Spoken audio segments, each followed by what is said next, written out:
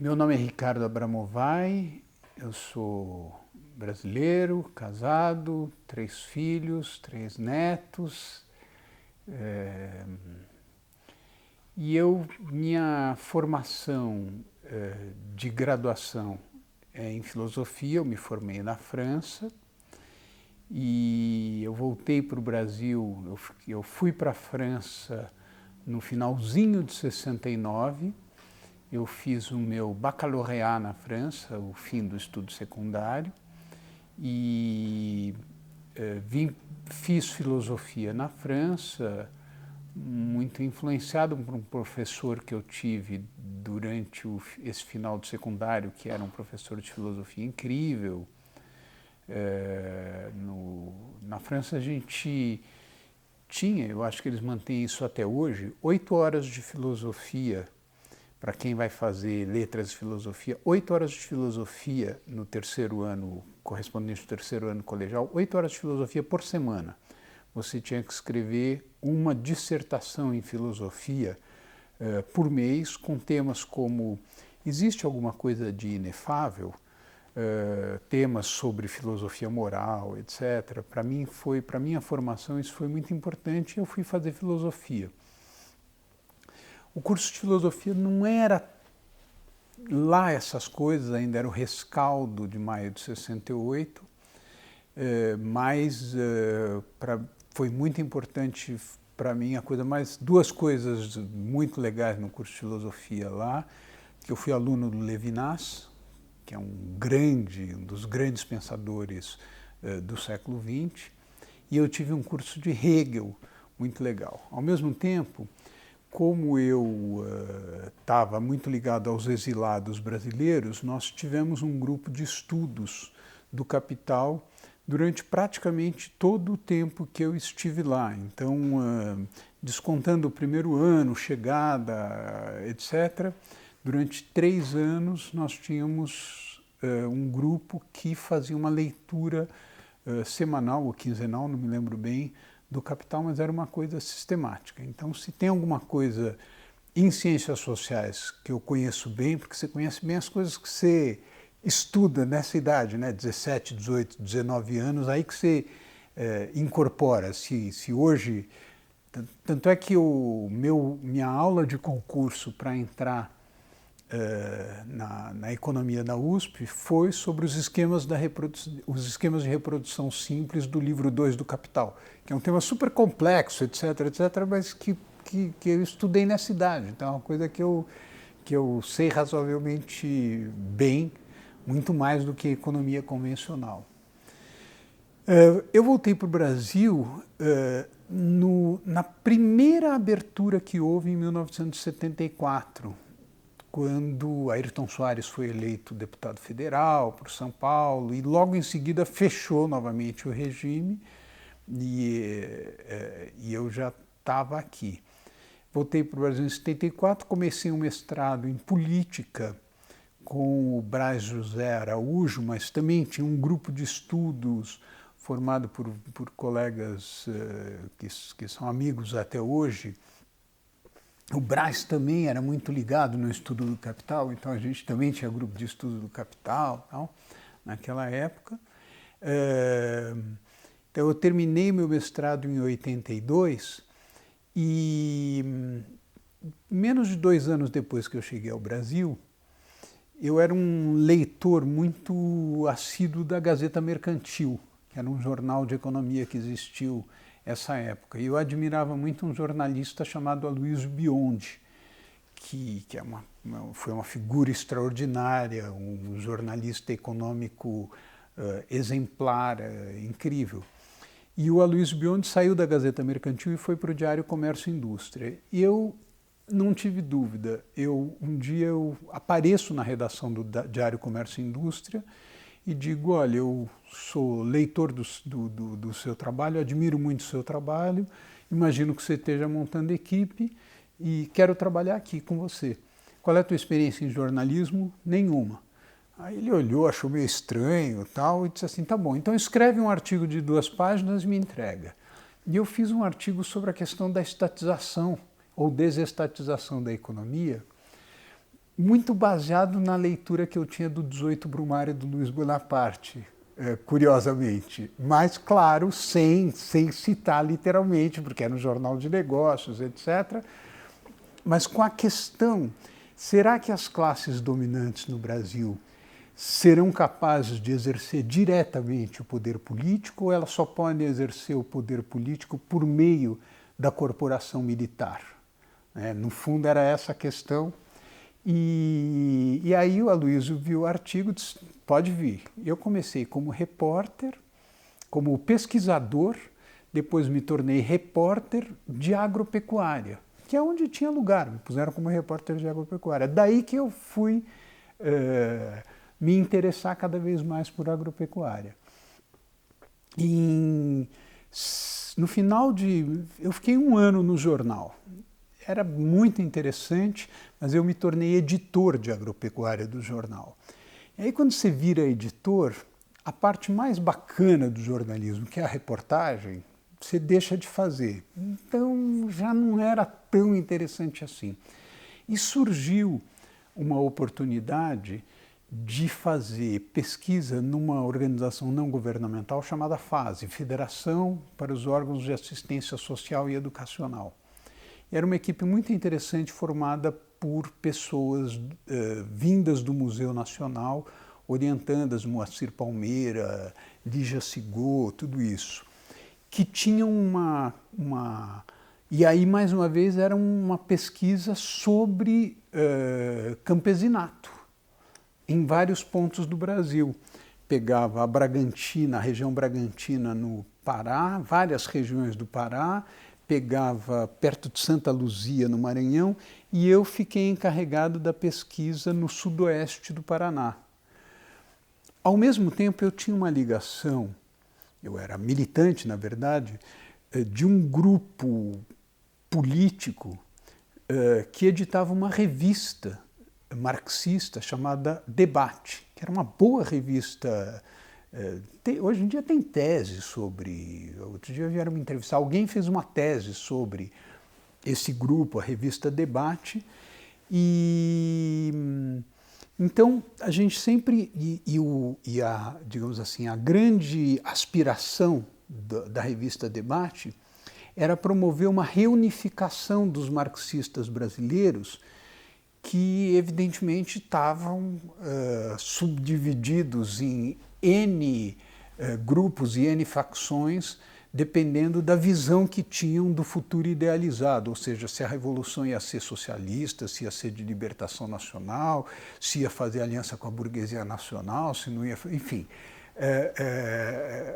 é um momento muito curioso que, para gerações presentes, eu acho que fica até difícil de entender como que a esquerda se dividia tanto, não em função de questões imediatas ligadas aos programas políticos de luta contra a ditadura, mas muito em função das estratégias futuras que iam ser construídas. Então, se você acreditava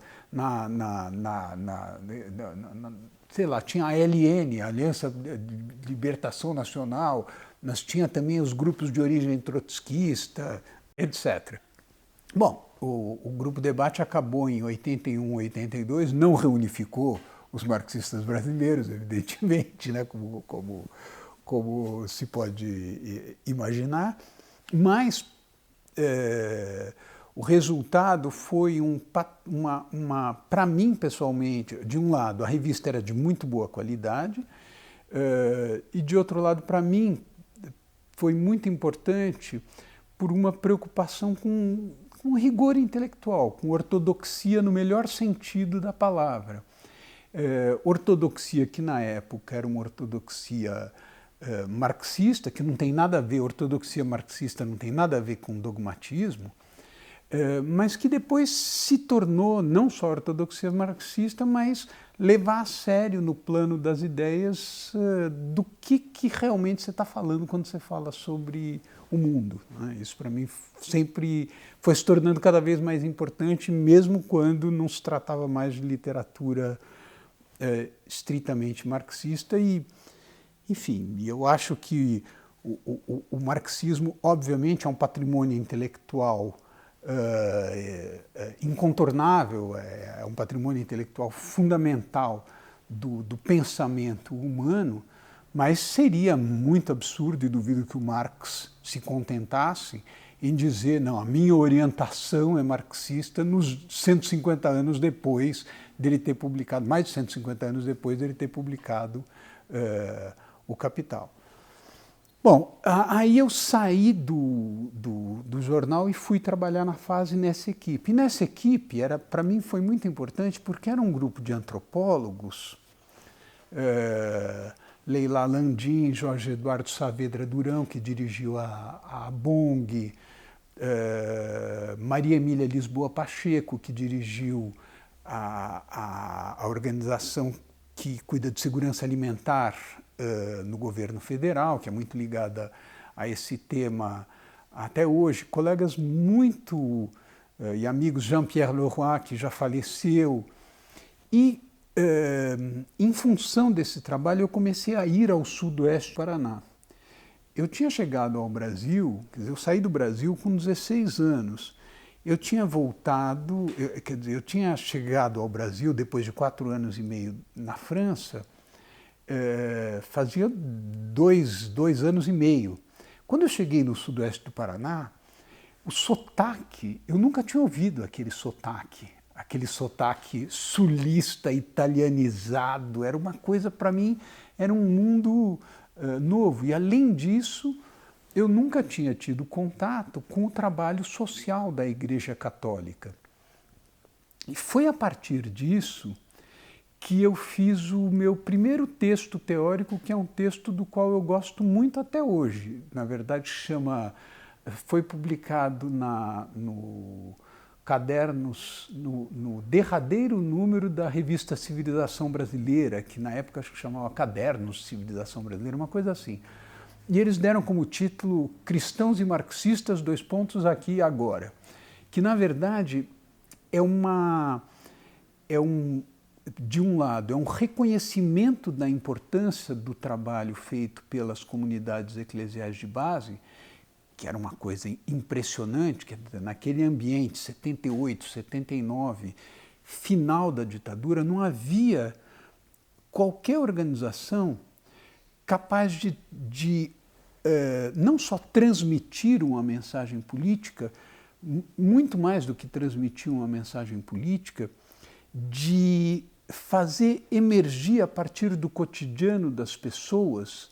Carlos Rodrigues Brandão teve um papel importante nisso, de fazer emergir do cotidiano das pessoas ideias sobre a emancipação social que eram muito progressistas, apesar de apoiadas numa organização como a Igreja Católica, que nem sempre, obviamente, é progressista, para dizer o mínimo. Mas, claro, a Igreja Católica latino-americana, com toda a tradição da teologia da libertação, mas a Igreja padecia daquilo que hoje em dia se chama de auto-engano. Ela considerava que o trabalho que ela fazia junto às massas, e eram massas mesmo, isso no sudoeste do Paraná eu pude constatar, no mais remoto lugarejo havia grupos que se reuniam quinzenalmente para discutir a Bíblia à luz de uma orientação teológica que vinha justamente... A Igreja tinha o sentimento de que ela era vox populi, ou seja, de que o que ela fazia era a expressão do que as pessoas espontaneamente sentiam. Quando, na verdade, o que existia era um laboratório, era um aparato, era um aparelho poderosíssimo de elaboração de ideias, com sede, com pessoas, com intelectuais, com publicações, com uma capacidade de difusão que foi extremamente importante, progressista. De certa forma, as oposições sindicais que acabaram resultando na figura do Lula nascem desse ambiente das comunidades eclesiais de base, mas eles viviam a ilusão de que eles não levavam nada, eles eram uma espécie de prateleira que apenas organizava os sentimentos do próprio povo, quando na verdade não era nada disso. Eles eram protagonistas ativos de construção de uma filosofia moral, de um projeto de mundo, de um projeto de sociedade. Então, esse artigo foi muito interessante porque eu cotejava isso com a ideia. Hoje em dia, você falar em leninismo é quase um palavrão, as pessoas esquecem que Lenin foi um grande intelectual com uma obra incrível em vários domínios, no domínio da filosofia, etc., mas onde a característica fundamental justamente é romper com essa ilusão e dizer os intelectuais têm um papel ativo e formador, tá certo? Enfim, esse foi meu primeiro texto com ambição mais teórica. Foi publicado, acho que em 81, na revista Civilização Brasileira. E aí eu continuei trabalhando na fase, e duas coisas importantes para a minha trajetória aí. A primeira foi que eu acabei, quando eu entrei no mestrado, ainda encantado com a história da desestatização da economia, leitura do 18 Brumário, como eu estava falando e tal, eu tinha entrado com um tema sobre estatização da economia, que isso também é uma coisa importante. O fim da ditadura no Brasil se deu muito em torno dessa questão da estatização da economia. Quando o Estadão publica o primeiro editorial, em 1979, quando acaba a censura, o primeiro editorial do Estadão foi: nós precisamos desestatizar a economia brasileira, e não nós precisamos de instituições e organizações democráticas. A primeira coisa foi a urgência da desestatização, ou seja, eles claramente vinculavam a ditadura a essa incapacidade de as classes dominantes exercerem autonomamente o poder político, que é um problema que nós temos até hoje, né? Você vê como é que as classes dominantes exercem o poder político num país como o Brasil.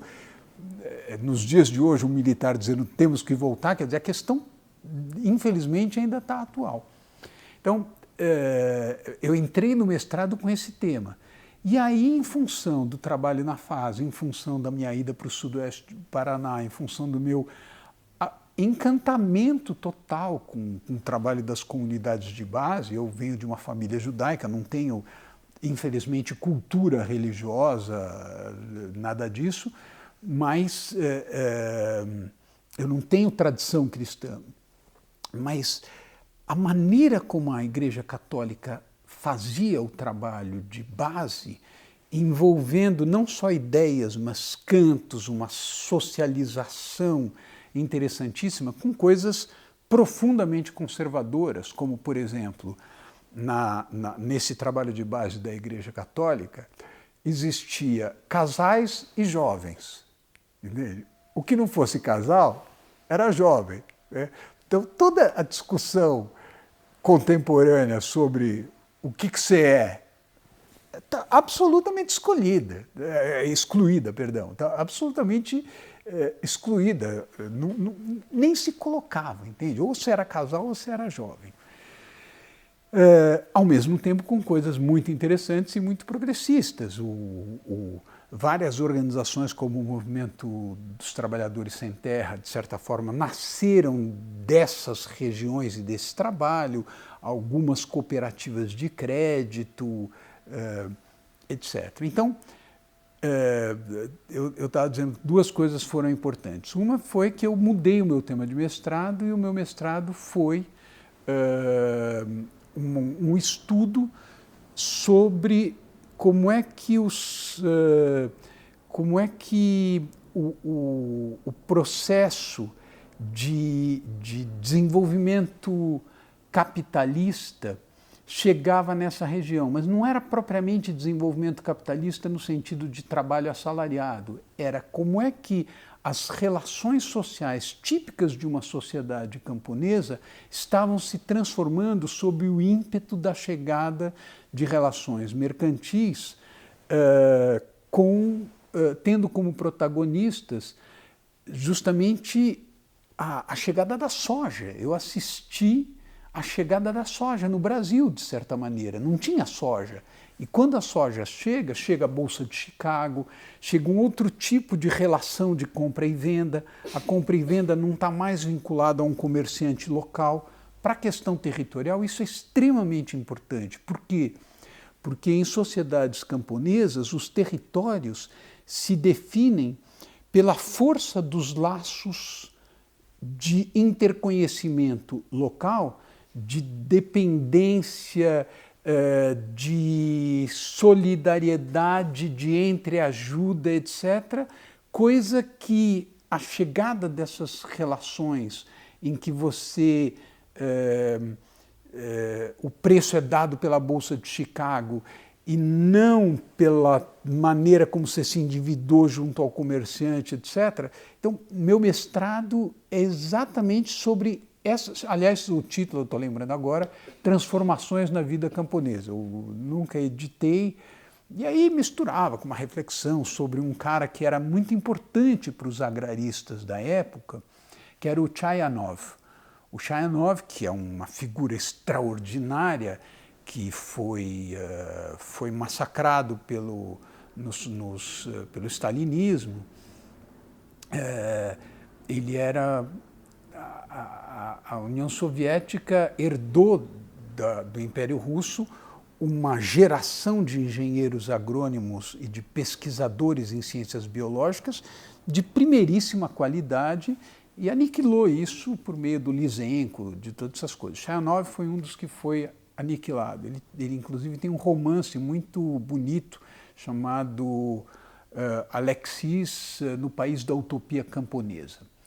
Eu tenho um artigo sobre esse romance na revista Estudos Avançados, é muito bonito. E, curiosamente, é 1984 a data do romance, e o romance foi escrito nos anos 20, no mesmo ano da Utopia Orwelliana, 1984. Pois bem, então, duas coisas. Primeiro, o meu mestrado, e segundo, a minha ligação com a Comissão Pastoral da Terra. Eu me tornei oficialmente, eu guardo até hoje com muito carinho, a carta do Dom Moacir Grech, dando a composição da Comissão Pastoral da Terra do Paraná, que tinha um pastor protestante, tinha um padre católico, religiosos, etc., e um assessor judeu.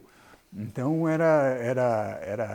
enfim, e para mim foi muito legal esse trabalho de assessoria. Quando começou o movimento do Sem Terra, eu tinha uma ligação muito forte com a importância do movimento sindical e com a importância do movimento sindical de trabalhadores rurais, particularmente com a CONTAG. E eu era muito crítico com relação, sempre fui muito crítico, desde o comecinho, com relação ao rumo tomado pelo MST. Em primeiro lugar, claro, o MST é fundamental, foi fundamental, porque era um revelador da injustiça, era um revelador do quanto o mundo rural brasileiro era desigual, opressivo, etc., mas os caminhos que o MST preconizava para avançar, a meu ver, eram reflexos desse auto-engano da Igreja Católica de que, na verdade, nós somos um movimento de base, as direções são apenas a expressão das bases, e eu acho que quando você faz isso, é o caminho reto para você cair nos piores vícios. O único jeito, quando você vai fazer política ou você vai fazer movimento social, eu acho que a única maneira para que as direções possam ter uma atitude que evite a opacidade, que seja a transparência, etc., é se isso for autorreflexivo e se essa autorreflexão passar pelo risco de que, ao ser dirigente, você seja tentado por coisas pelas quais dirigentes são habitualmente atentados. Na minha opinião, o que aconteceu com o PT a partir de 2002 foi exatamente a expressão dessa falta de autorreflexão. E justamente isso para mim isso é muito importante, porque quando eu comecei a dar aula na USP, eu dava introdução às ciências sociais, a partir de um determinado momento eu dava Maquiavel a partir de um artigo do Isaiah Berlin sobre Maquiavel. E esse artigo do Isaiah Berlin justamente mostra que a característica fundamental da política é que existe uma moral política específica. E essa moral política específica consiste em lidar com o poder. E lidar com o poder é independente do que você faz com o poder. E o que aconteceu com as organizações de esquerda muitas vezes é que, como eu quero emancipação das massas, eu quero lutar contra a injustiça, eu quero lutar contra a opressão, lutar contra a exploração, eu me poupo de fazer a reflexão sobre o que é o poder. E ao se poupar de fazer a reflexão sobre o que é o poder, se abre caminho para você fazer tudo e qualquer coisa a esse respeito. Tá certo? Na minha interpretação de não especialista no tema, é um pouco isso que aconteceu com o PT, o que lança para nós um tema muito importante, que é como é que a gente pode adotar um horizonte autorreflexivo na ação política. Eu acho que a juventude de hoje está muito mais ligada e muito mais atenta para isso do que 20 anos atrás aquela geração estava. Então, essa conjunção entre o meu mestrado, aí eu já estava me tornando um ruralista, já participava de encontros, etc., mas eu tinha esse contato com movimentos sociais. Por causa da militância, por causa da fase, por causa a fase estimulava esse vínculo com bases, né? Ainda quando eu estava na fase, eu fui fazer um trabalho sobre alimentação. Teve um momento em que eu me encantei com a obra do Josué de Castro, que infelizmente hoje ninguém mais lê, A Geografia da Fome, que é um dos grandes livros de ciências sociais escritos até hoje, e para quem trabalha com desenvolvimento sustentável, A Geografia da Fome, a meu ver, é um dos poucos livros, de qualquer maneira ele é pioneiro nesse sentido, que consegue articular organicamente uma reflexão sobre os ambientes naturais e a maneira como as sociedades humanas usam esses ambientes naturais. E é maravilhoso, muito melhor do que o livro posterior dele, A Geopolítica da Fome. A partir da leitura da Geografia da Fome, eu decidi fazer um livro para a coleção Primeiros Passos, O que é Fome, que provavelmente foi o livro que eu escrevi na vida que mais vendeu, né? Parece que vendeu 30 mil exemplares, coisa assim, né? Da coleção Primeiros Passos. E aí eu fiz uma pesquisa sobre alimentação de boias frias no norte do Paraná. E organizei um simpósio sobre a obra de Josué de Castro, que acabou resultando num livro. Foi aí a primeira vez... Antes disso aconteceu uma coisa muito curiosa, que foi o seguinte: assim que eu publiquei o livro, ia ter uma conferência mundial sobre alimentação organizada pela FAO. E a fase me colocou como uma pessoa não para participar dessa conferência, mas para participar de uma conferência alternativa muito bem organizada, muito legal. Isso foi em 84, em Roma, junto com a conferência oficial. E minha grande sorte, meu grande privilégio, Dom Paulo Evaristo Arnes tinha lido meu livro. E eu fui conversar, eu era colunista, fui colunista durante algum tempinho do O São Paulo, que era o jornal da Cúria Metropolitana, fiz alguns artigos para eles. Com isso, como eu ia para Roma, eu disse, eu quero conversar com Dom Paulo, porque o que o Dom Paulo me propõe para eu levar como mensagem para Roma? E aí, quando eu chego em Dom Paulo, minha grande surpresa, ele tinha lido meu livro. Fiquei super feliz, claro. E essa reunião em Roma foi incrível. E a partir daí que eu organizei uma semana Josué de Castro trazendo Jacques Chanchol, que foi ministro da Reforma Agrária, ministro da Agricultura do governo Allende, o meu queridíssimo amigo Ignasi Sachs, várias pessoas, Plínio de Arruda Sampaio veio a esse simpósio, tem um livro sobre isso. Pois bem, eu fui fazer meu doutorado só em 88. Para a época, nem era tão... Hoje em dia, você fazer o seu doutorado aos 37 anos, você já é velho. Na época não era tanto, já era mais ou menos normal fazer o doutorado nessa época. E foi muito curioso, porque por uma série de circunstâncias, eu tive que fazer o doutorado num prazo muito curto. Eu enfim, eu não tinha feito um concurso que tinha que ter feito. Eu sempre fui muito bagunçado com essas questões de administrativas, digamos assim, e houve na USP um concurso para você se efetivar.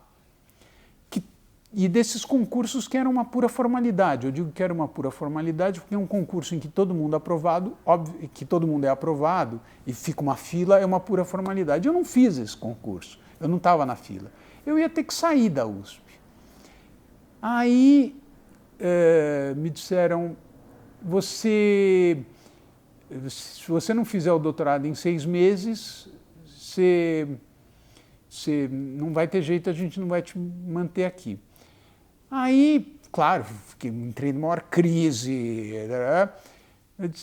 e me veio a ideia seguinte, eu vou fazer como doutorado uma reflexão sobre tudo que eu tenho feito sobre desenvolvimento rural, esse trabalho de base, e sobretudo uma reflexão em torno do seguinte: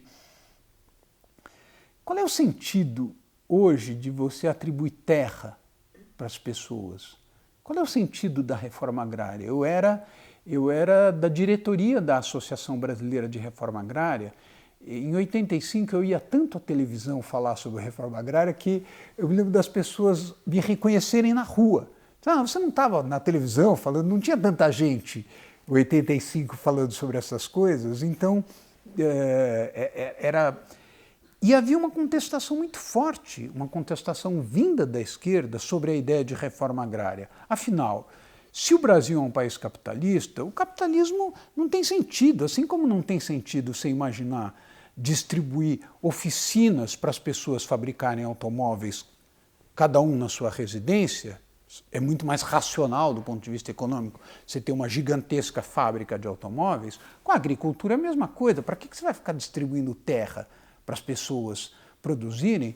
Você tem que aceitar o fato de que vão existir fazendas, e se você é de esquerda, o que você tem que preconizar é que essas fazendas sejam geridas coletivamente e não que elas sejam propriedades privadas. Ora, isso para mim era problemático. Você até podia tentar dar um certo verniz marxista para essa ideia, mas era super problemático, porque eu tinha justamente essa experiência do sudoeste do Paraná, em que eu via que o título de um capítulo da minha tese de doutoramento o saco de batatas.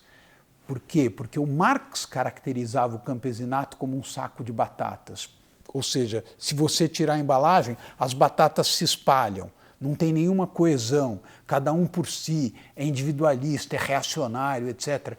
E a minha experiência com os agricultores familiares, que era uma expressão que na época não existia, e veio a existir em função de uma série de trabalhos, entre os quais o meu, do José Eli da Veiga, depois o Arilson também deu uma contribuição um pouco depois, Arilson Favaretto, para isso, etc. Então, de um lado tinha isso, eu via que o que depois a gente acabou chamando de agricultores familiares, que não eram camponeses, porque eles estavam profundamente integrados a mercados internacionais, mercados globais, eles estavam mecanizando suas produções, eles estavam usando uma lógica de crédito que não tinha nada a ver com a lógica especificamente camponesa, mas eles não eram nem de longe reacionários de direita, não tinha nada a ver com a imagem do saco de batatas a qual Marx se referiu em diversas obras quando ele falava do campesinato. E, de outro lado, do ponto de vista teórico, estava cada vez mais claro para mim que a agricultura contemporânea tinha uma especificidade muito forte, que a agricultura tinha uma especificidade muito forte e que o essencial do desenvolvimento da agricultura no século XX, sobretudo depois da Segunda Guerra Mundial, não tinha consistido nos países desenvolvidos na formação de grandes unidades territoriais marcadas pelo trabalho assalariado. Essa imagem da agricultura era uma imagem correspondente à leitura que a esquerda fazia do desenvolvimento do capitalismo na Rússia, do Lenin, que é um livro que o Lenin escreveu em 1898. Ou seja, nós estávamos projetando uma imagem de futuro totalmente com o olho no retrovisor, apoiado nessa obra do Lenin e na ideia de que o futuro da agricultura são as grandes unidades territoriais marcadas por boias frias.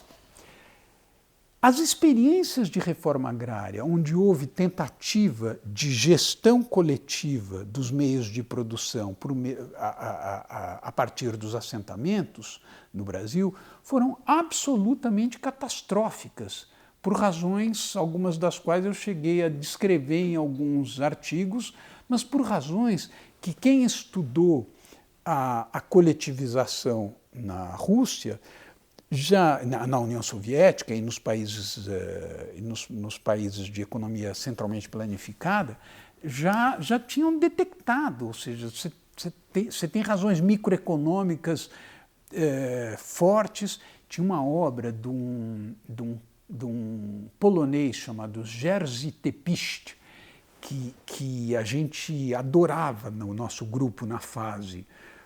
Esqueci o nome dessa obra, mas é a principal obra dele sobre cooperativismo, em que ele mostra isso. Então, aí eu tinha que fazer a tese logo, eu tinha 6 meses, e eu disse, eu vou fazer uma tese voltada para dentro de mim, eu sou o único jeito, eu não vou poder fazer trabalho de campo, inventar, então eu vou fazer uma tese que vai ser uma reflexão sobre todas essas questões, que eu acabei dando a ela, não fiz em 6 meses, evidentemente, mas consegui em 6 meses fazer o suficiente para que a USP se convencesse que a tese ia ficar pronta num prazo razoável.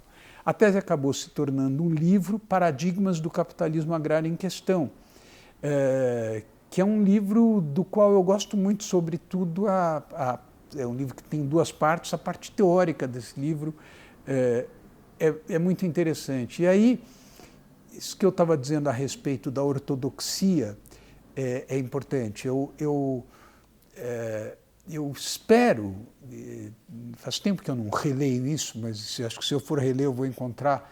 Eu nunca tive simpatia pela iconoclastia, entende? Eu não acho que é um hábito intelectual salutar. A irreverência sim, a iconoclastia não.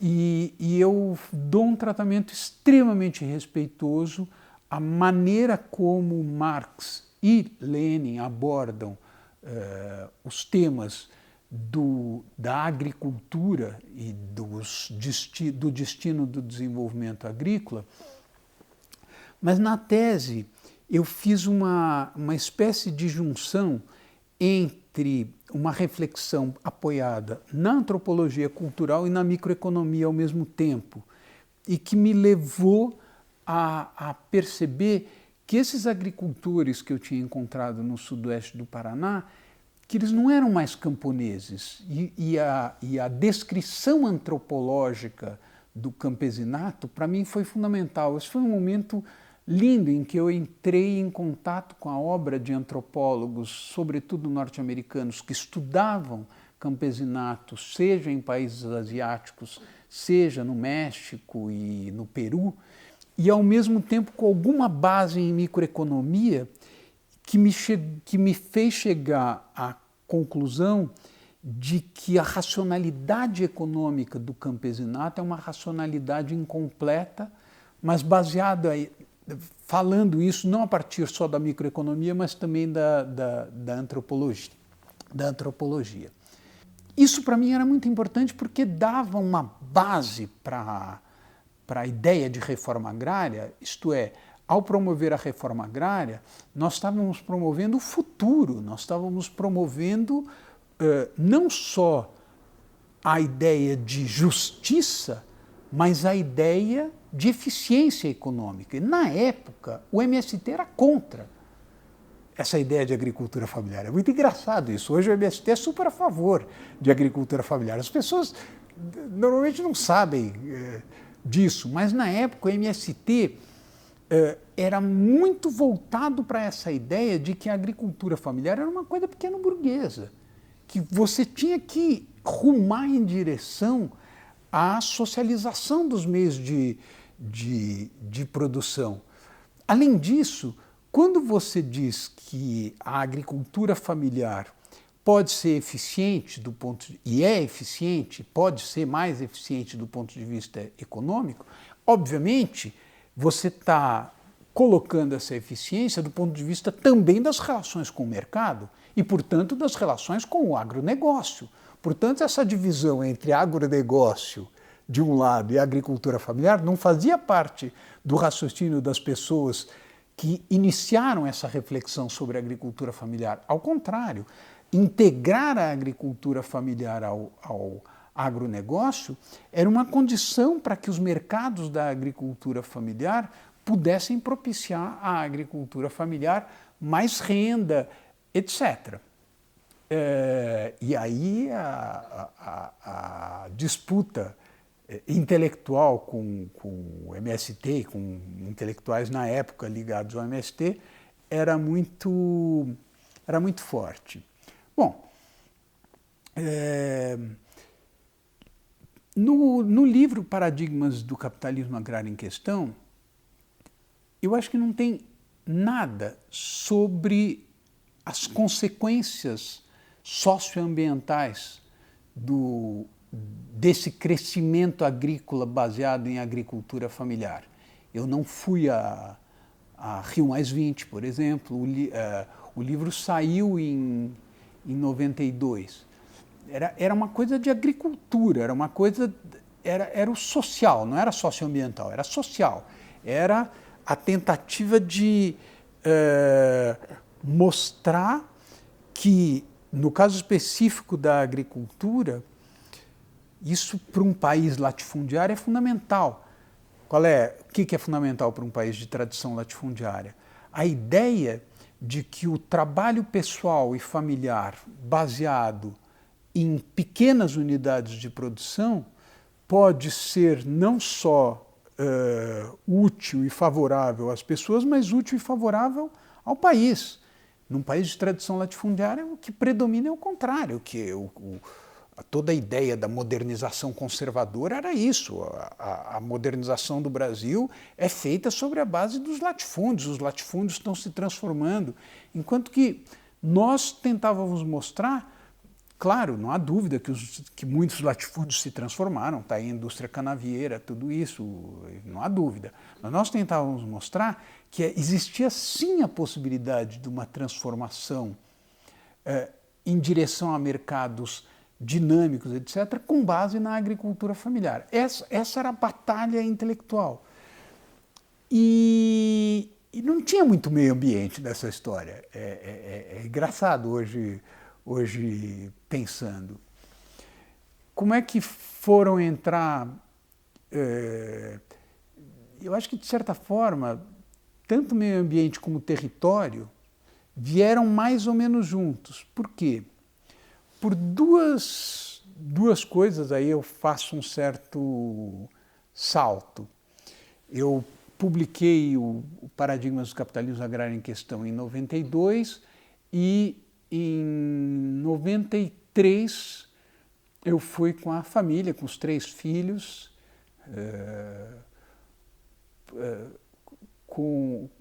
para a França, onde eu tinha estado lá enfim, eu tinha uma ligação muito forte com um amigo muito querido chamado Alain Ruellan. Falado assim, as pessoas aqui no Brasil não reconhecem. O Alain Ruellan, como é o nome dele, ele é um pedólogo, dirigiu a Associação Internacional de Ciências do Solo, e era um cara incrível, porque ele não se conformava que os assentamentos não funcionassem, e ele, na visão dele, muito do não funcionamento de assentamentos estava dado pelo fato de as pessoas não entenderem como é que o solo funcionava. Então ele abria a trincheira, explicava o funcionamento dos solos. Era um trabalho fantástico que ele fazia com organizações de base no Brasil. Ele me convidou algumas vezes para a França, mas o meu primeiro pós-doc mesmo foi na Fundação Nacional de Ciências Políticas, no Centro de Relações Internacionais, onde eu fui estudar a política agrícola europeia. E esse estudo da política agrícola europeia foi extremamente importante para mim, primeiro porque corroborava a ideia de que, de fato, a prosperidade da agricultura europeia vinha fundamentalmente de estabelecimentos de natureza familiar e não de qualquer tipo de grande fazenda.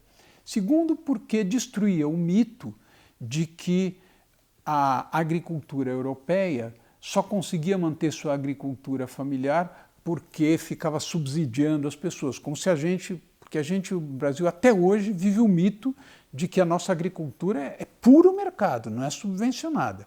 Você anistiar o fundo rural dos produtores agrícolas, como acabou de dizer Celso Mello no Supremo Tribunal Federal, isso é uma necessidade para o país, não tem nada a ver com subsídio, é muito justo, né? Quero ver se qualquer um de nós que está aqui deixar de pagar os seus impostos, se alguém vai dizer que isso é necessidade para o país. Mas enfim, então havia um mito de que a eficiência da agricultura europeia estava ligada estritamente às subvenções públicas. O que esse mito escamoteava? Esse mito escamoteava uma transformação muito importante que estava havendo na Europa, que era exatamente a transformação dos espaços rurais de espaços agrícolas para espaços voltados à produção de bens e serviços de natureza socioambiental. Essa mudança foi muito importante. E ela aqui teve digamos assim, aqui no Brasil, na América Latina, duas traduções intelectuais. A primeira tradução intelectual veio da Unicamp, do grupo liderado por José Graziano da Silva, do projeto Rurbano. O que esse grupo mostrava? Mostrava algo muito importante. Do projeto Rurbano fizeram parte pessoas que hoje têm uma importância grande nessa coisa toda, de agricultura, território e tal. Por exemplo, Sérgio Schneider, mas era um grupo muito denso, com muita publicação, coisa muito boa e com muita influência na América Latina. O que mostrava? Que o meio rural estava se tornando cada vez menos agrícola. Ou seja, que as atividades não agrícolas no meio rural estavam se desenvolvendo cada vez mais.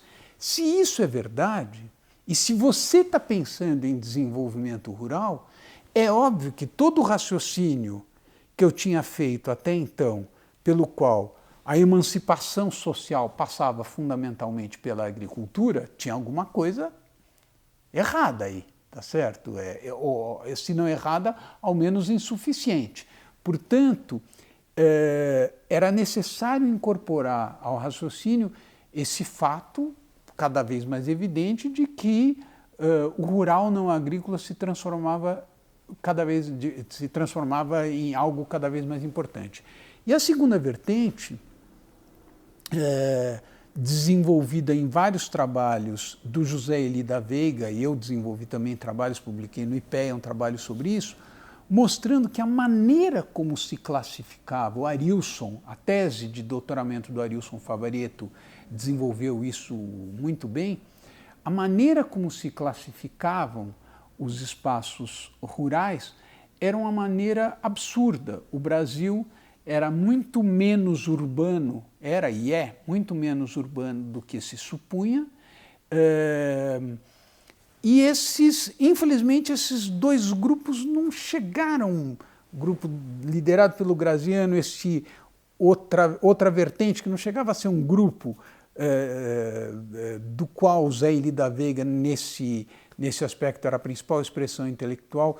Infelizmente, esses grupos nunca chegaram a se articular, mas a ideia-chave era: se nós queremos pensar o desenvolvimento do interior do Brasil, do interior da América Latina, não basta pensar em agricultura, nós temos que pensar em algo mais. O que é esse algo mais? São os territórios. Isso corresponde a uma não chega a ser uma revolução intelectual, claro, mas a uma mudança no jeito de pensar o mundo rural. Por quê? Porque quando você pensa em agricultura, você está pensando em elementos como produção, produtividade, mercados, insumos, etc, etc. Quando você pensa em territórios, a lógica do raciocínio muda. Qual é a lógica do raciocínio? A lógica são relações sociais. Então, se formou a ideia, eu escrevi um texto, o Capital Social dos Territórios. Esse também é um capítulo interessante. Quando cai o Muro de Berlim, a expectativa de muitos economistas, de qualquer maneira a expectativa, digamos assim, do Banco Mundial, é o seguinte: caiu o Muro de Berlim, acabou essa história de economia dominada pelo Estado, então pronto, nós vamos ter desenvolvimento. Só que no lugar do desenvolvimento teve a máfia, tá certo? Então, o que aconteceu? O que faltava? A interpretação mais importante, e houve vários trabalhos, alguns relacionados a esse tema da queda do Muro de Berlim, outros não, por exemplo, o trabalho do Robert Putnam, mostrando como na Itália as regiões com mais tradição de sociabilidade construtiva, horizontal e igualitária se desenvolveram muito mais do que as regiões com tradição de sociabilidade hierárquica e autoritária, norte da Itália e sul da Itália. Todos esses trabalhos passaram a dar muita importância não a fatores estritamente econômicos, mas ao que na época ficou chamado como capital social, ou seja, o conjunto de relações que as pessoas estabelecem entre si e que lhes permitem organizar as suas possibilidades de vida, tá certo? Numa definição bem genérica e um pouco de botequim do que é capital social. Então, o Capital Social dos Territórios, que é um texto que eu escrevi, sei lá, em 89, não sei. Não, acho que um pouco depois, foi nos anos 90, foi depois de voltar da França, 97, 98. O Capital Social dos Territórios justamente era uma tentativa teórica de mostrar que a que o desenvolvimento do interior não pode depender, o desenvolvimento não pode ser tratado como uma questão setorial. Ele tem que ser tratado como resultado justamente da qualidade das relações sociais. Eu não sei se a gente conseguiu ir muito além disso nessa reflexão, mas essa não era uma reflexão exclusivamente, nem de longe brasileira, essa era uma reflexão sobre os territórios que vinha muito fortemente da Europa, particularmente da França e da Itália.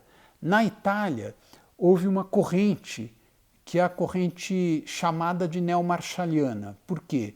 Porque o grande economista, o pai da microeconomia moderna, o Marshall, a microeconomia, digamos assim, é a ciência dos indivíduos, né? Quer dizer, a microeconomia, ela traduz a definição mais tradicional, convencional de economia, que é a capacidade que os indivíduos têm de fazer escolhas.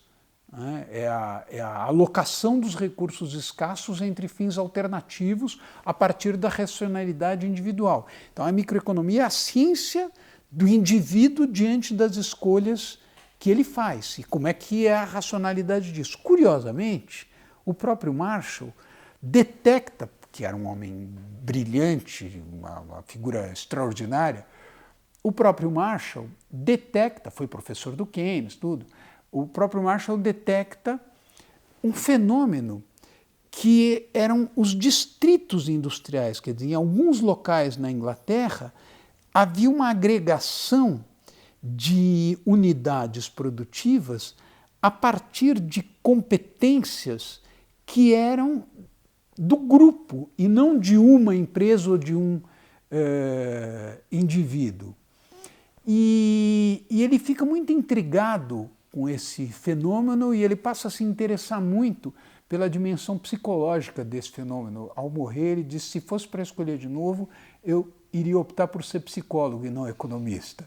É engraçado esse negócio. Bom, então,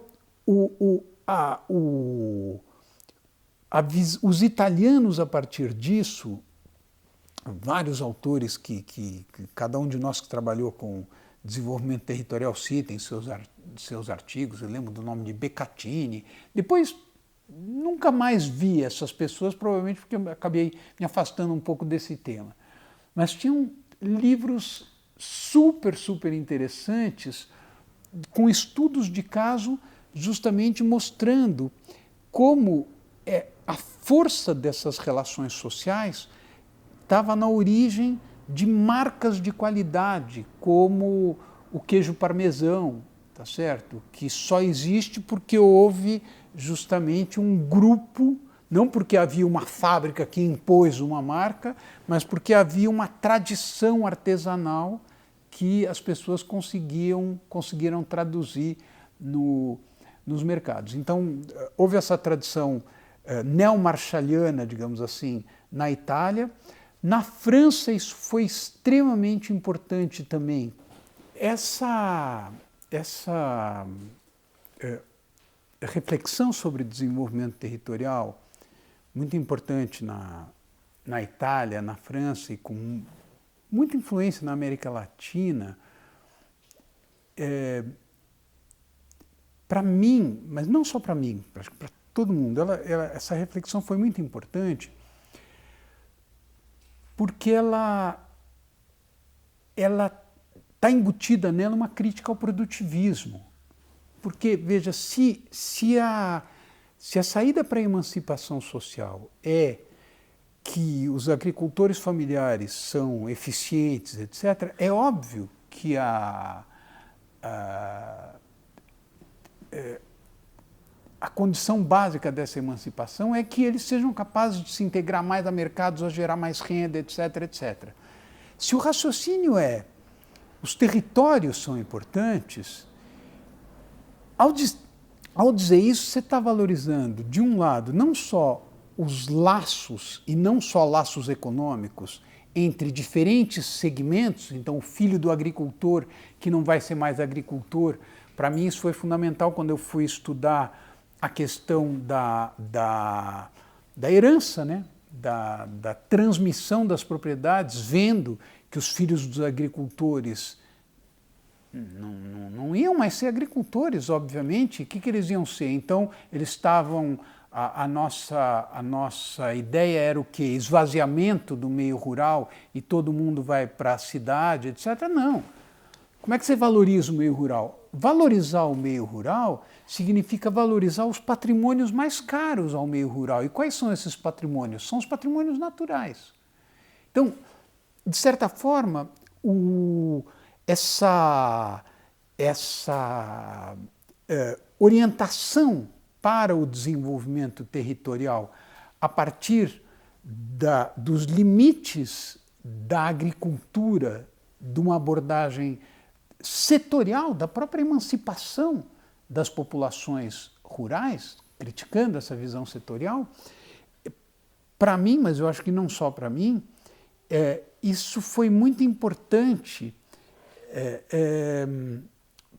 para reincorporar a valorização dos ecossistemas e dos serviços ecossistêmicos ao raciocínio sobre desenvolvimento.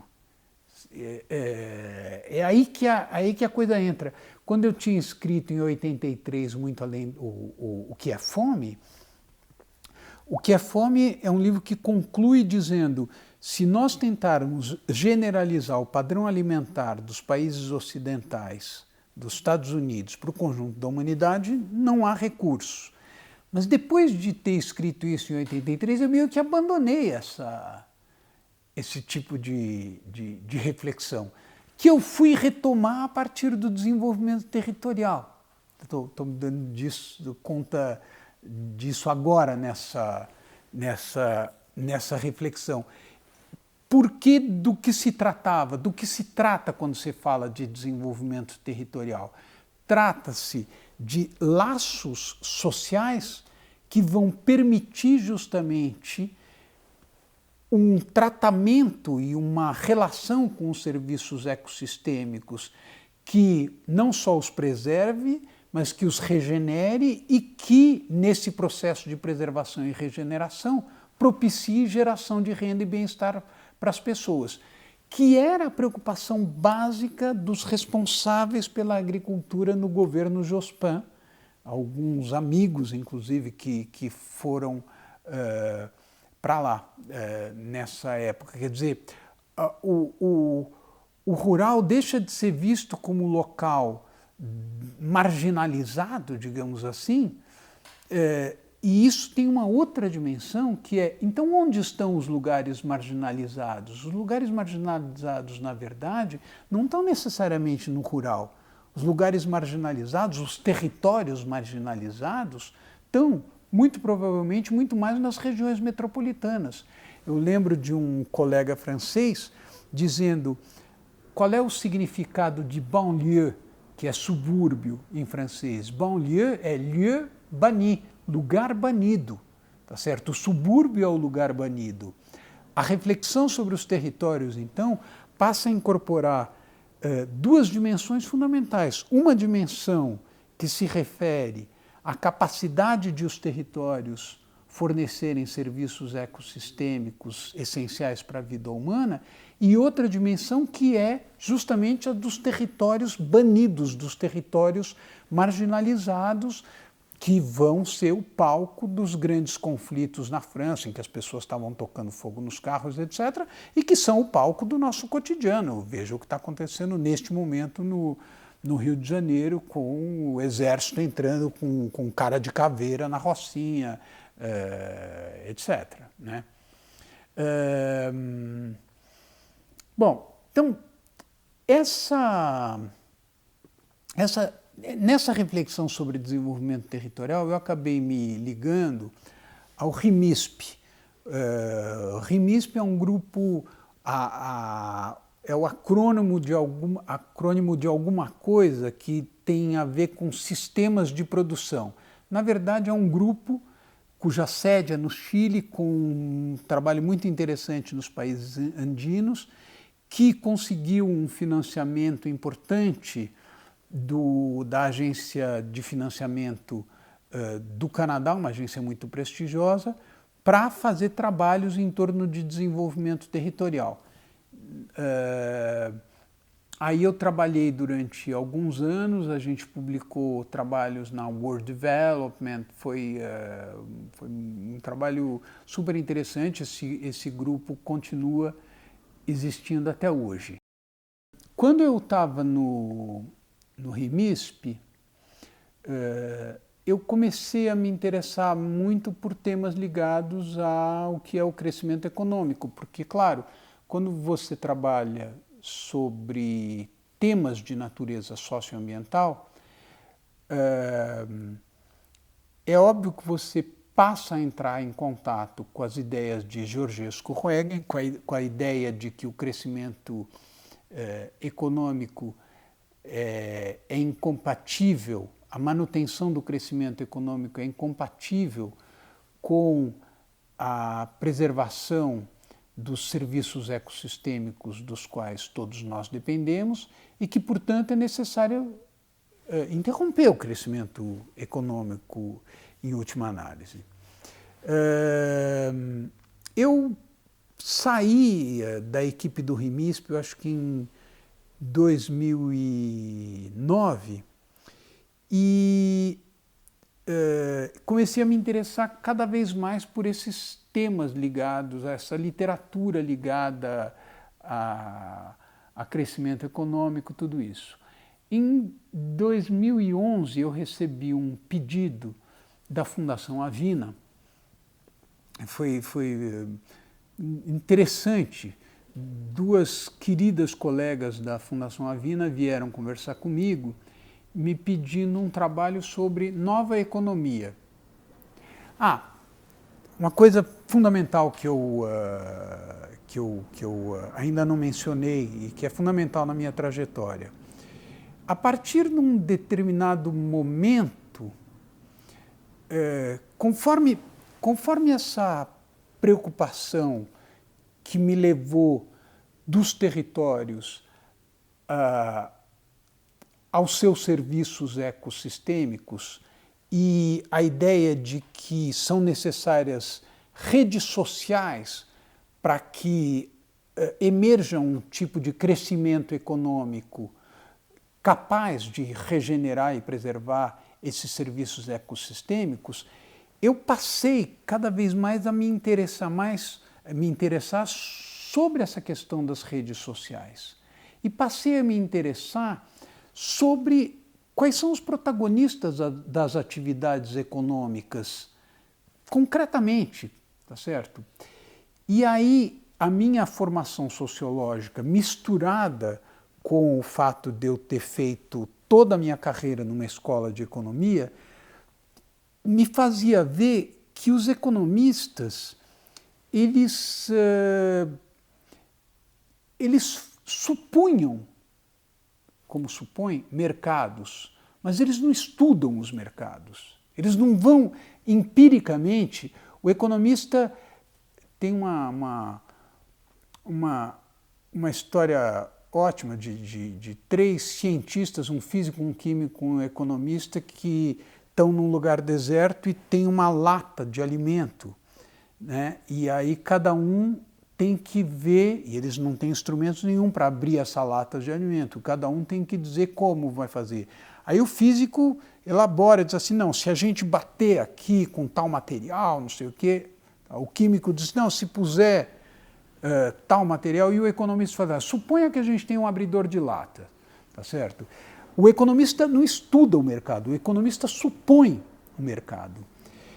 E para mim foi muito importante o contato com a economia institucional, ao mesmo tempo com a obra do Amartya Sen e com a obra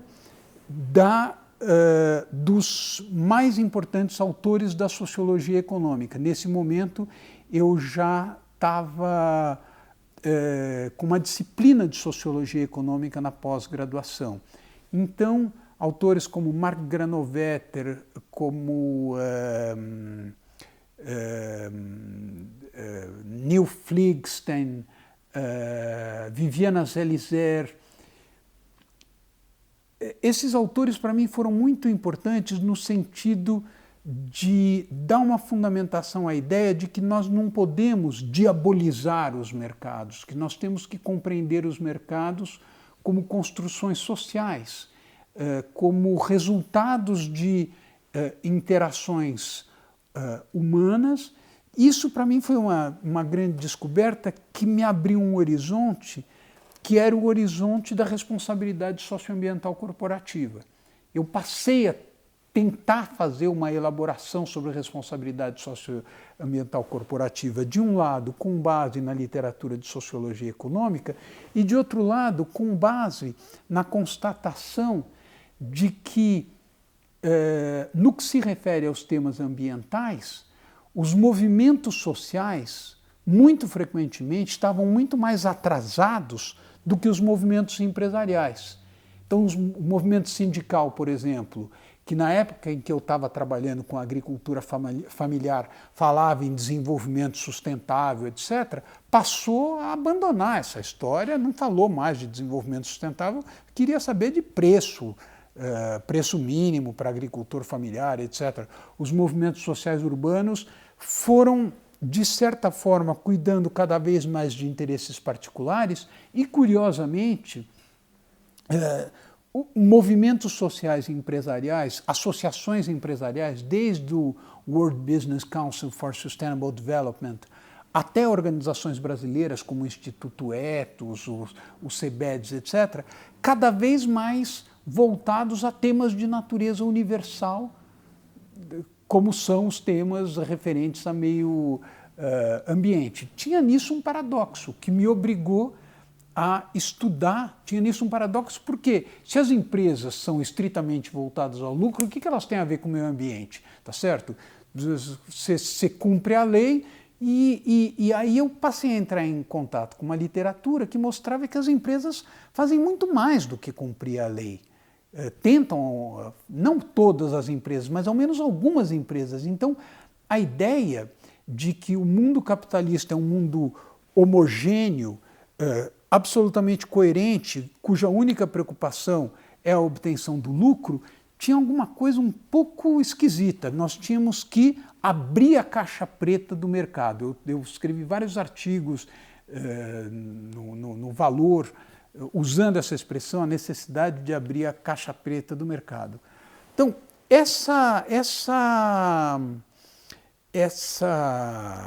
a sociologia econômica, para mim, foi um capítulo muito importante. Eu passei a escrever sobre esse assunto, passei a ser chamado a falar sobre esse assunto em alguns ambientes, inclusive empresariais, etc. E aí, em 2011, julho de 2011, a Fundação Avina me procura dizendo: nós queremos um trabalho, que você faça um trabalho sobre nova economia. Mas o que vocês querem dizer com isso? Não, a gente não sabe, você que vai ter que dizer nova economia. Eu disse: tá legal, eu topo. Né? E desse trabalho acabou resultando muito além da economia verde, que é um trabalho do qual eu gosto muito, para mim foi muito importante na minha vida intelectual. Um livro que foi lançado durante a Rio+20, num evento muito bacana, etc. E muito além da economia verde, justamente continha, de um lado, uma reflexão influenciada pelo Amartya Sen sobre o que é pobreza e os meios pelos quais a gente pode combatê-la, mas ao mesmo tempo o que é riqueza, por que, muito influenciado pela obra do Tim Jackson, por que a riqueza nem sempre está ligada à prosperidade e cada vez mais no mundo contemporâneo a riqueza pode ser alguma coisa profundamente destrutiva. Mas é óbvio que você só pode dizer isso se você reconhecer o quanto a riqueza foi importante para reduzir a pobreza no mundo. Quer dizer, não dá para, como muita gente faz, fingir que o mundo está cada vez pior. Eu odeio essa ideia de que o mundo está cada vez pior, que nós estamos caminhando em direção à catástrofe inevitavelmente. Acho que isso Se eu chegasse a essa conclusão, eu juro que eu não ia mais fazer trabalho intelectual, eu ia fazer outra coisa na vida. Então, e esse livro tem uma reflexão sobre crescimento econômico e limites ecossistêmicos, etc.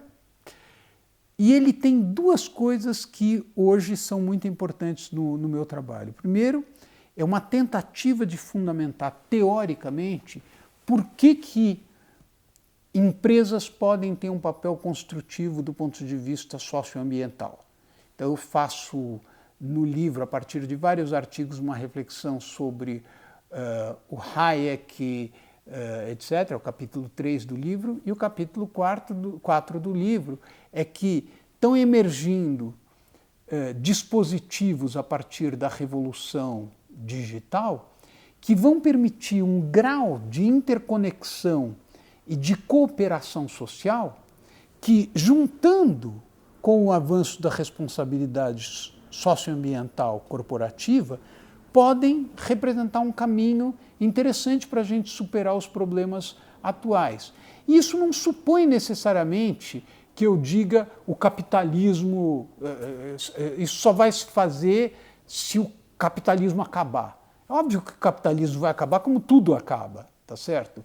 Mas o que, digamos assim, estava implícito no livro, e eu acho que hoje é uma discussão importante, é que quando as pessoas falam em fim do capitalismo, se você pensar bem, não dá para entender do que as pessoas estão falando. Estão falando o quê? De nacionalizar as grandes empresas? É isso? Quer dizer, as grandes empresas, os grandes monopólios vão passar para as mãos do Estado? É isso que a gente falava quando a gente falava em fim do capitalismo até 1981, quando os grandes monopólios foram nacionalizados pelo governo Mitterrand. Durou um ano e nunca mais ninguém fez nada semelhante. E, a meu ver, nunca mais ninguém vai fazer. Você vai o quê? Você vai nacionalizar o Facebook? Você vai nacionalizar o Google? Você vai estatizar o Google, o Facebook, a Amazon, a Microsoft? É isso que é o fim do capitalismo? Que o capitalismo vai acabar é óbvio, mas do que você está falando quando você fala em fim do capitalismo? Eu prefiro, então, raciocinar como é que a gente vai favorecer a emergência das pressões para que o conjunto dos atores sociais, econômicos, mude seus comportamentos. Muito além da economia verde, tem uma visão, e é incrível, nós estamos agora em setembro de 2017, esse livro saiu há 5 anos, tá certo? É muito impressionante o que mudou. E mudou em duas direções. Primeiro, mesmo que a responsabilidade socioambiental corporativa tenha se banalizado, tenha se generalizado, tenha se tornado um padrão, seus resultados são muito menos expressivos e significativos do que alguém poderia esperar 5 anos atrás, o que é um problema seríssimo. E, segundo lugar, no que se refere à revolução digital, a revolução digital que prometia justamente, e isso está na natureza da internet e da web quando ela foi criada, ser aberta, livre, transparente, ela foi objeto de um processo de captura por parte dos gigantes digitais contemporâneos que coloca toda a questão mercado, Estado, sociedade civil num patamar absolutamente inédito para as ciências sociais. E nesse momento eu estou trabalhando exatamente sobre isso. Eu fui convidado a participar de um workshop na Academia de Ciências Sociais do Vaticano, que vai se realizar em outubro de 2017, sobre mercado, Estado e sociedade civil. E o texto que eu estou apresentando lá chama-se A Urgência de Democratizar a Internet. O Ronaldo Lemos acabou de me fazer uma sugestão que o meu texto deveria chamar A Urgência de Humanizar a Internet. Por quê? Porque exatamente em vez de representar levar ao máximo, ao seu limite, a conexão entre as pessoas, a internet foi transformada no seu contrário. Ela está cada vez mais nos individualizando, nos isolando, nos colocando em comunidades à parte umas das outras, ela está estimulando a polarização, então tem problemas extremamente sérios. Onde é que entram os territórios nessa discussão? Os territórios são hoje mais importantes do que nunca, porque contrariamente à visão, por exemplo, do Mark Zuckerberg, de que o Facebook está criando uma comunidade global, isso é uma ficção, uma mentira, é uma farsa, é uma desonestidade, num certo sentido. E quem está dizendo isso não sou eu, é Yuval Noah Harari, o autor de Homo Sapiens e o Homo Deus, que contestou o manifesto que o Zuckerberg publicou no Financial Times, também num artigo no Financial Times maravilhoso, mostrando exemplos como a comunidade global, mas se eu ficar doente na minha casa, quem é que vai me ajudar e trazer um prato de sopa para mim? É a comunidade global? Não. São os meus amigos, são os meus vizinhos, são as pessoas que pertencem ao meu território. Isso em primeiro lugar. Segundo lugar, a questão territorial hoje é mais importante do que nunca. Por quê? Porque mais do que em qualquer momento anterior, as desigualdades hoje têm uma manifestação de natureza territorial. E se nós não formos capazes de atuar para que os territórios deixem de ser a expressão do apartheid em que nós vivemos, mas, ao contrário, sejam os elementos que potencializam a capacidade de vivermos juntos, nós não vamos conseguir reduzir as desigualdades e nós não vamos conseguir avançar em direção a inovações interessantes para o conjunto da espécie humana e para o conjunto da vida no planeta. Há um programa da OCDE chamado The Productivity Inclusiveness Nexus. É um programa que foi lançado no ano passado. O que diz esse programa?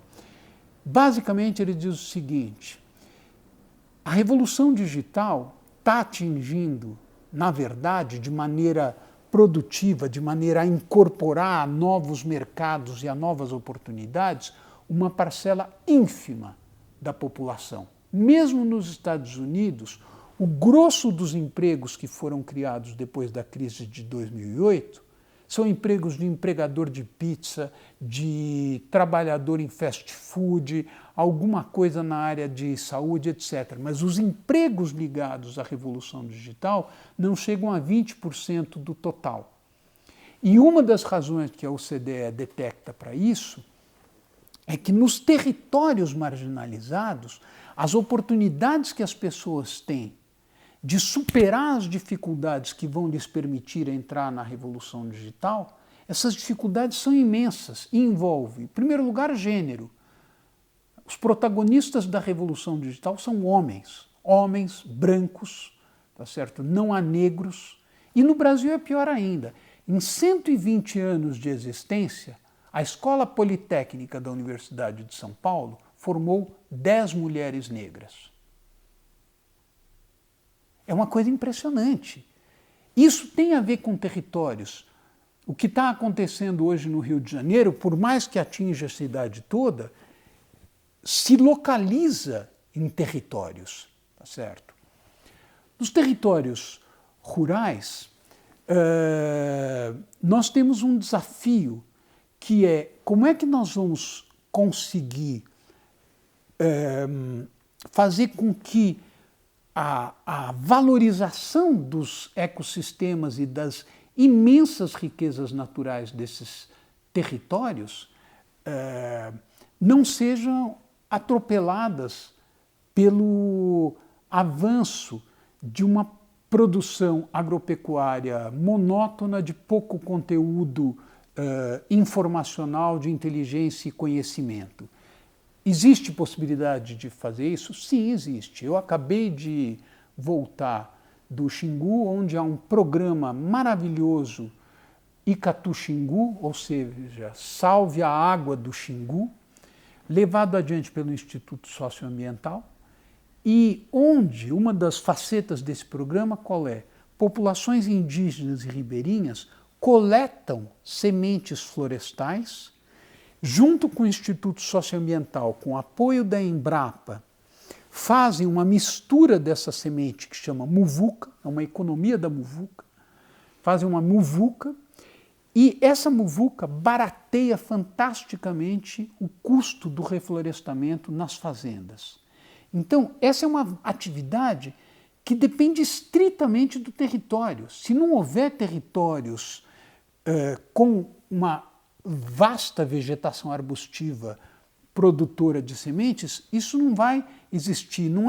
Não é produzir riqueza abstratamente, é produzir uma riqueza que só existe naquele território, e mais que isso, só existe naquele território e naquela cultura, naquele idioma. É muito emocionante ver os indígenas explicando o que eles fazem nas suas línguas e você não entendendo uma palavra e tendo que ter um intérprete, e o orgulho com que eles fazem isso. O território, a ideia que nós tínhamos quase 20 anos atrás, dos territórios como laços sociais, isso nos territórios indígenas está se manifestando de uma maneira nítida, e nós precisamos fazer com que isso se manifeste também em outros territórios, permitindo que as riquezas existentes nesses territórios sejam exploradas a partir da manutenção e da regeneração dos ecossistemas em que essas riquezas se apoiam.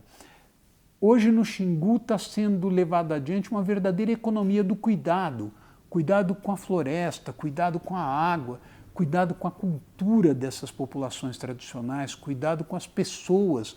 A juventude está voltando. O trabalho que o ISA está fazendo aí numa outra região do Xingu,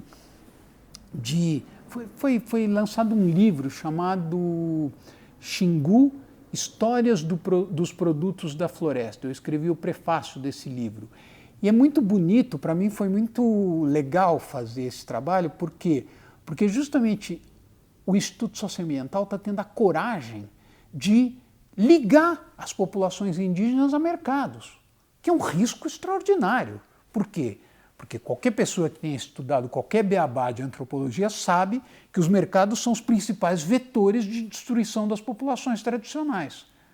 Então, você ligar populações tradicionais a mercados é como se você estivesse abrindo a porta para a sua destruição. Mas então, justamente, o que o ISA está fazendo? O ISA está ajudando as populações indígenas e ribeirinhas a serem os protagonistas da construção social desses mercados. Do ponto de vista da sociologia econômica, isso é lindo, é fundamental. E como eles são protagonistas da formação desses mercados? As empresas que vão para comercializar borracha, castanha, pequi e vários outros produtos são empresas que vão a partir da ideia de que elas vão comprar os produtos, vão levar inovações tecnológicas, mas elas sabem quem são essas pessoas. Isso está humanizado, não é a ideia típica da economia em que a economia funciona como um sistema físico de natureza newtoniana. Não tem nada a ver com isso, tá certo? Ao mesmo tempo, as empresas estão lá porque isso é do seu interesse. Elas têm interesse econômico nisso. Esse é um dos trabalhos mais bonitos que estão acontecendo no Brasil de hoje. É um exemplo de desenvolvimento territorial extraordinário. A formação universitária que eu tive e a formação universitária que eu ensinei é uma formação muito baseada na tentativa de transmitir conhecimentos para as pessoas. Eu acho que o mais importante na formação universitária contemporânea é a tentativa de transmitir os meios para que as pessoas possam dar vazão à sua curiosidade e a maneira como elas podem organizar essa curiosidade. Não significa, claro, é muito arriscado dizer isso, porque você pode partir para tudo e qualquer coisa. Mas quanto mais eu leio sobre formação das pessoas, mais eu acho que a gente tem que juntar leitura de bibliografia de boa qualidade com experiências práticas que as pessoas vão ter. É fundamental que haja uma formação, microeconomia, que possibilite as pessoas a usarem dados, ainda mais na época do Big Data. É fundamental que as pessoas tenham uma ideia como se usam dados. De outro lado, é fundamental uma formação naturalista, que as pessoas que vivam nas cidades entendam, por exemplo, que tem natureza na cidade, tá certo? E que sejam capazes de ler e de se interessar e de amar como tem que ser amada a obra do Edward Wilson, do Meir e de outros grandes biólogos.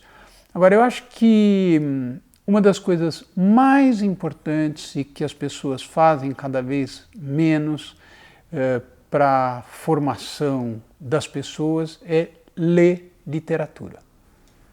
Ler os clássicos, ler Balzac, ler Stendhal, ler Shakespeare, ler Saramago. Saramago, para mim, está sendo cada vez mais importante. Tem uma frase dele na